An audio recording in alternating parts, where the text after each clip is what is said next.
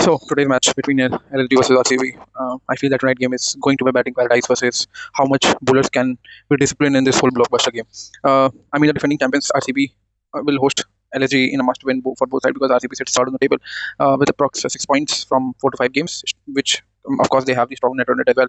While LSG at this point of time are on the seventh position with 4 points from 4 to 5 games. So only 2 points separate them, but on the field, technically the gulf is very massive. So the RCB are the league's batting behemoths for this pitch because they are going to carry this whole team for 200 plus total. While LSG will have the worst batting stats, but they have a pretty good bowling side. The kind of bowlers they have brought in, and the likes of Prince Yadav, Mayank Yadav, Mohammed, Shami. So these are the bowlers who have a kind of a very disciplined attack, and the matches that they have been in this form in this 4 to 5 games is because of these bowlers chipping in at the right time. And of course, the credit goes to Bharat, the man who is all behind the structure. I feel that because of him, the hope is still alive for LSG. Uh, the fact that this pitch Chinnaswamy is historically very flat. It has a very true bounce, and there is a chance of always an ultra short boundary. So one of the highest scoring venues in the IPL history. Ball comes onto the bat very beautifully. The six hitting arc is ridiculously easy. So we can see a very good batting show today because what I've seen until now, RCB has chosen to bowl first. So LSG has to chip in with the great score with the great total. So the average first inning score here in general is 200 to 230 plus, which is a pass score. So RCB already posted here 250 plus in one home game. I feel talking about the due factor would be significant in the second inning because the chasing becomes easier after 10 to 12 overs. So I would like to see how LSG would chip in the second innings with their good pace bowling attack. I feel RCB would feel pretty lucky to have won the toss and choosing to bowl first because they wanted to get the feel of the match in the next inning. But it is what because of the factor that LSG cannot be set back because LSG has a very good bowling unit which favorably or in some of the other way would help them. Or this is the only bowling attack which can technically make the game well to be seen today because these guys, the likes of these fast bowlers, are going to chip in, and if they chip in with the right length, hitting, not letting or making or creating chances for the RCB batsman to hit and then trying to take out the wicket, I feel this would be a pretty much good side to watch. What they can restrict themselves is to try putting too much effort in increasing the pace of the ball because this ground has a very true bounce, and once it comes on the bat with clear speed, it can travel a lot. So what they have to significantly push themselves back from doing is that do not let themselves putting too much emphasis on creating or generating pace through their bowling attack, rather than going very smartly, rather than putting effort in knowing what angles, what kind of boundaries, what kind of shot selection they can do is something which they have to look upon. So the historical trend is pretty much easy. The chasing wins are generally above 50%, but teams batting first at home like RCB love the setting score above 200 plus and defending with variation. So the toss strategy, winner of the toss should bat first because bowl first because RCB have won the games batting first this season. So the weather would be very clear. There would be no rain. Perfect for a full T20 over thriller. The current form and team news is that red hot. The RCB's batting is in red hot form. They just hashed Ramai by 18 runs in their own dead by. So 240 for 4, which was explosive top order batting by Salt and then Patidar, and the middle over carnage was done by Tim David along with Patidar. So the home record is technically 2/2 with massive totals. Virat Kohli will be back in nets after a minor scare. He's fully fit. Hazelwood is available today. So let's see if that comes in the best way possible. Batting struggles big time because multiple low totals, too many batters out of the form. In LSG, but bowling is their lifeline. Mohammed Shami, who is the leading wicket taker, Avesh Mayank, Yadav, and spin option will keep them competitive in this close game. Rishabh Pant needs a big knock to spark the batting. I wish that today he comes in and chips in early after, especially in the players. So before 6 overs, is that what he can chip in and do the masterclass? The predictable 11, I feel that Phil Salt, Virat Kohli will be there, of course. There's a particular at number 3, 4 at 4, Rajat Patidar. These 4 batsmen has to make sure that the power play comes in the best phase. Power play should be their best phase and chipping the total above or near to 80 to 100 because if they can get 80 to 100 in 6 overs, they can demolish the whole bowling lineup of LSG and they can technically have the luxury over putting themselves in a lot of pressure while they were batting in the second innings in the first 6 overs only. So again, I feel that Kunal Pandya or Mari Shepherd would have key into this match again. Suresh Sharma would be lovely to see, but again, my gut feel goes with Bhuvneshwar Kumar and Josh Hazelwood because these two bowlers will like to chip in with the LSG batters and they would like to use the vulnerabilities of these batters who are out of form. Bhuvneshwar Kumar today would be a good scene because he has not proved a point yet until now, and this seems a good match to put himself in critical junctures and give the best possible scenario for RCB. LSG has, on the other hand, Mitchell Marsh would be opening for him. Aiden Markram would be there. At 3, I feel that Rishabh Pant would come. I want to move on with Nicholas Puran and I want Ayush Badoni to chip in. Abdul Samad, Shahbaz Ahmed, Mohammad Shami, Avesh Khan, Mayank Yadav, and then the Gujarati. I would also like to see if they can manage to bring Arjun Tendulkar in the team, because Arjun has a very good sense of game, what I've seen until now, because he has some gut instinct in knowing to bowl in these situations. If he can chip in with his lower Yorkers and the way he tries to put up his variations, which is lethal at times, and he's been consistently doing it over a period of time. So if Arjun Tendulkar in any way is possible that he chips in, it would be a great treat to watch then. How he tries to bowl in such a difficult scenario. So yeah, what technically would make this match fascinating, because RCB leads this IPL with highest sixes, highest boundaries, and average run rate. So LSG and on the other hand, LSG has the best economy rate among the bowling attacks. So can Shami plus Avesh plus Mayank Yadav stop the Salt, Kohli and Patidar plus David on a flat track? And this is what a carnage I want to see, because there are short boundaries, there is a true bounce. 220 plus is a very fast score in this ground. So if captain of RCB is in sublime touch. He has got the fastest 50. He has become over a period of time a middle order monster. He tries to put the pressure on the bowlers from ball one. The kind of batting he's doing currently, which he was not known historically, because the kind of batting he has shown, the kind of range that he has shown over a period of time is very lethal to watch. Because Rajat Patidar was not known for this, because he's known for in domestic cricket for something which is more of a master class batting, or much more which is related to what is called the traditional way of batting. But the kind of transformation, the kind of pressure and responsibility he has taken on himself to make sure that he himself comes in and chips in to make sure that his team does not get barred by this whole scenario, and he should be the one who's taking on the bowlers in the middle order. Shows how much desperation and how much passionate he's about wanting to make a significant change in this team. And this is the batsman who we are seeing is known for traditional batting, who is known for traditional shots and classic batting, but he has shown that what monster he can get, or what monster he can be even when it comes kind of defending, or putting the responsibility, or taking the hardest part to do. He's always the one who has taken the responsibility for the team. On the other hand, Rishabh Pant is due for a explosive knocks, and he loves facing the RCB. So this is the day today which Rishabh Pant can explode out and show what kind of leverage and batting he can have it. Because what classic Rishabh Pant we know, he can thrash bowlers, he can thrash the field, he can thrash and maneuver the boundaries, and this is what we want. He can put up the angles, he can play with the angles, he can the pickup shots will come into the play, and that is what Rishabh Pant is known for. So we want to see how Rishabh Pant tries to take his inning today, because he will be batting first, so there will be a lot of pressure to put a good high total, because RCB will be very keen to score anything which is under 230, because there is a chance of due in the second innings. So after 10 overs, it would be very easy to bat on. So it would be highly important for Rishabh Pant to chip in today for a great explosive knock, and try to maneuver Bhuvneshwar Kumar from the ball one. Because if what Rajat Patidar is doing for RCB, if Rishabh Pant is able to do that, then it is going to be a good match, and probably LSG would be seeing themselves winning today. Both the teams I feel have the all-round depth: the Shepherd, the Krunal for RCB, and March and Shahbaz Ahmed for LSG. The impact player rule could decide the game in the middle overs, but the dominance of the RCB at Chinnaswamy with 200 plus scores, and LSG has never won here in the recent seasons. So this would be a tough game to watch.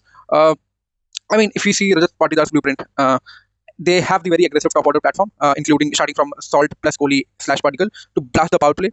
Generally, they averagely have scored 70 plus in the first 6 overs, if possible. I still wish that 80 to 100 would be a very good score if they can chip in the first 6 overs.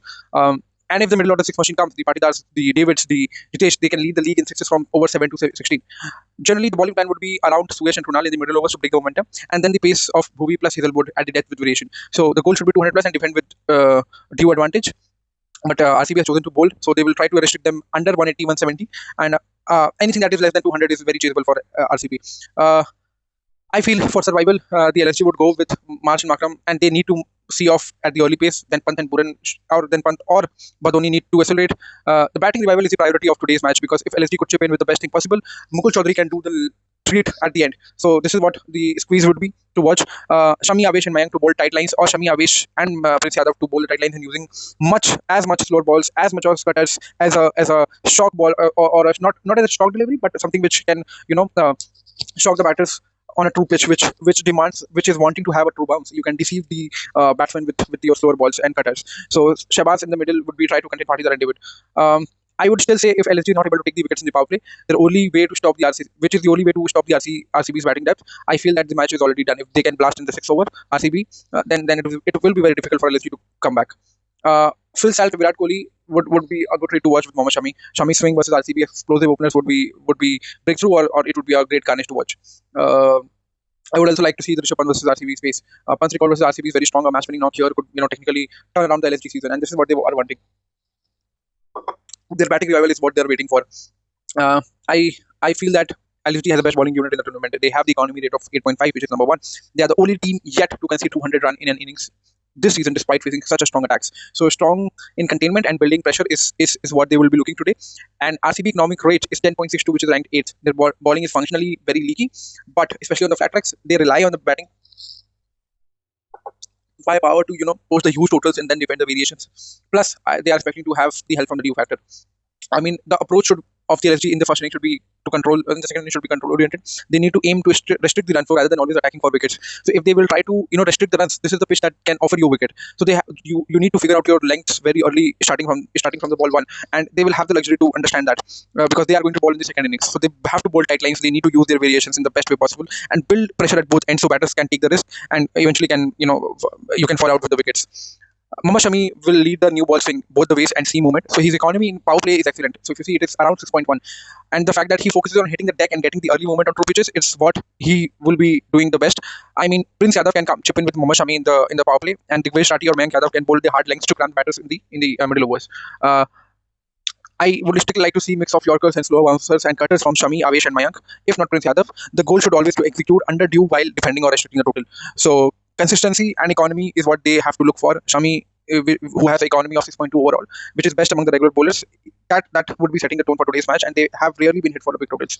So let's see. On the other hand, RCB's bowling strategy would be more reactive until now and has supportive of their dominant batting, and they aim to take early wickets with pace and then use the spin in the middle overs to break the partnerships and kind of finish with death variations. I would still like to see Bhuvneshwar Kumar and Josh Hazelwood coming around the wicket and trying to bowl as wide as they can, because if you can restrict their batters, the lower order batters to hit or contain the runs, they will technically get cramped and the score can restrict below 200.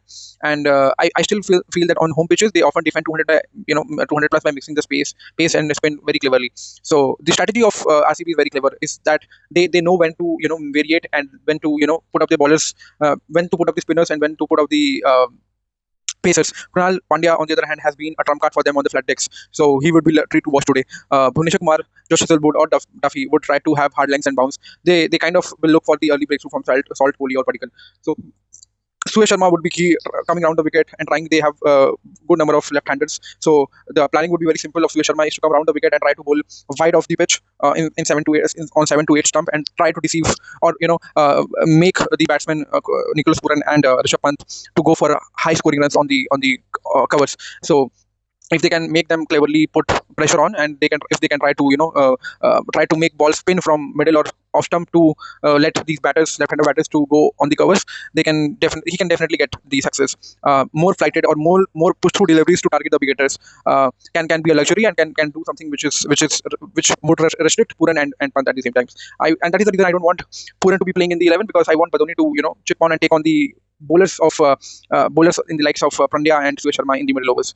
I still feel that all-round balance they have is and home knowledge can definitely RCB has the edge on, but let's see how it goes on.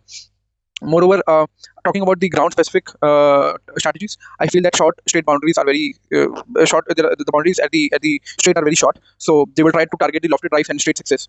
And RCB excels here very very diligently. LSG must bowl tight lines to prevent this in order to restrict them to hitting straight boundaries. So that is what wide Yorkers and round the wicket, angling in through wide lines, or again deviating or find a reverse swing or try to get the swing from the middle or off stump. That would be key to watch how these batters would chip in and how these batters would counter of RCB, because Kohli has also that technical flaw in countering when the ballers come around the wicket angling in with great pace. So the outfield are very fast. Batsmen can play through the line very fearlessly. So bowlers must use cutters and slower balls and Yorkers to disrupt that timing. If you are not able to variate your ball, this would be a very very high scoring match, because if early movement is not there and if you cannot put up a show in the early overs, because there would be a slight seam for new ball paces, and after that it flattens very dramatically. So once the dew will chip in for the RCB batters, the ball skids in, the spinners and slower variations becomes very harder to grip. Bowlers need to adapt with the hard lines on knuckle balls, and which Bhuvneshwar Kumar and both Jacob Duffy and Josh Hazelwood are very pro at doing. So I mean, RCB has to counter or make their bowling economy hide, because it is very it is leaking on flat tracks if one end is not controlled. So it is around 10.62. The strength is, of course, their batting depth, the home dominance, and the middle order carnage, which Patidar and Tim David brings in. And Jitesh is waiting to have a good match in this season. So they are very dangerous at this point of time. LSG on the other hand, they have a very good bowling attack in this season, economy of 8.5, which is number one, and they are yet to concede 200 runs. I would be not astonished to see if LSG on the some or the other way restricts RCB under 200. The weakness of LSG is top and middle order. Marsh, Markram, Pant, and Puran. They are all four are struggling very badly. There are multiple low scores and collapse innings is what they have given to LSG, and they need to work and they need to show up on today's match, because these all four batters are individually great batters, and if they want and if they comes on song, they can take the match away single-handedly, and that is what the management would be looking for. I mean, there is a lack of batting firepower on a ground like Chinnaswamy, where RCB will definitely thrive.